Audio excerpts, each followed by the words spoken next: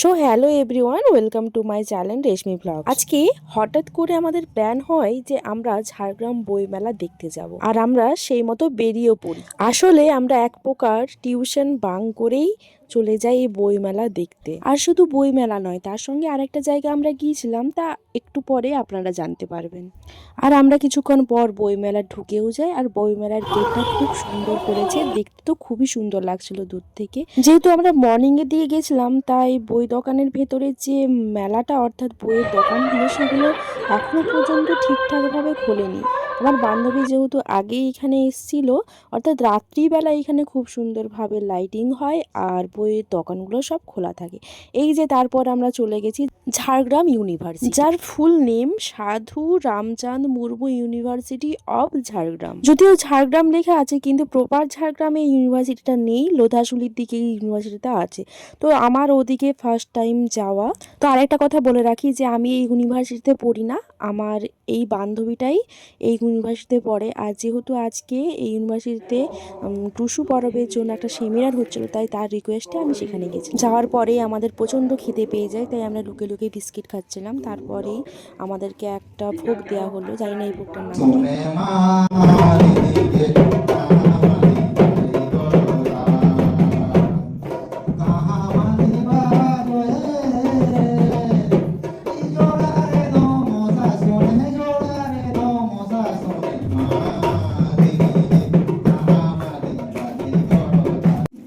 কি।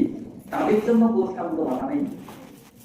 আমি বাংলায় ঘোষণা করেছি যে বাংলা সাহিত্য একটা সুন্দর নৃত্য দেখার পর একটা স্যার বক্তৃতা দিচ্ছিলেন, আর আমরা এদিকে মিষ্টি চিড়ে এইসব খাচ্ছিলাম। তারপর আমাদের জল শেষ হয়ে যায়, তারপরে আমরা জল আনতে যাই এবং ক্যান্টিনটা দেখি।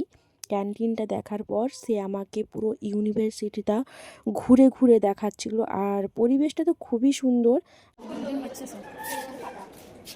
পরিবেশটা ভাই, আর এখানে পার্কিং এর জায়গা, এখানে লোক গাড়ি রাখে, যারা গাড়ি আছে।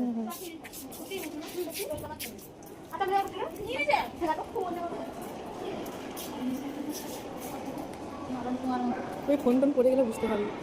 একদম ভাঙি দেবে।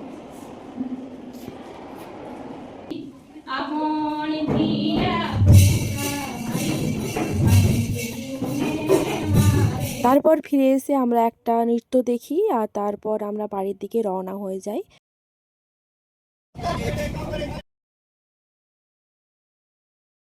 ওকে, বাই।